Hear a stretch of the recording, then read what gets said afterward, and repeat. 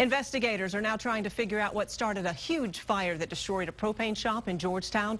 Firefighters were called out to Clean Fuel USA last night about 8:30, but they worked into the night trying to get the four-alarm fire out. KXAN's Reagan Heckelman, they're live with more. Reagan? Well, Leslie, the business Clean Fuel USA basically makes propane dispensers or propane pumps just like this one. They also take cars like the ones that you see right behind this fence, the bus back there and the other cars, and retrofit them so that they can run on propane. Now, the business owner tells us that this fire did not start because of propane, because their propane is stored outside in tanks like that one. It took Curtis Donaldson 18 years to build his company, Clean Fuel USA.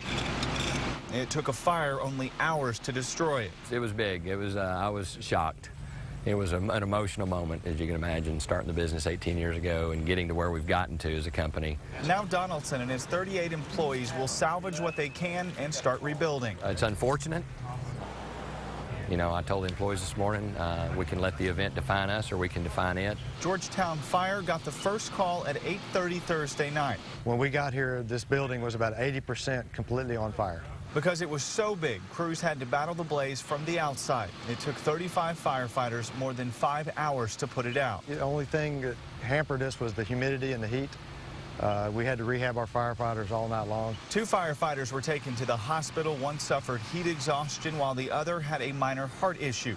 Donaldson is thankful no one was seriously hurt. Now it's time for he and his staff to get back to work rebuilding the company he started almost 20 years ago. And we think this can be our finest hour, not a disaster. So we're very optimistic, a new start, and we're excited to get going next week.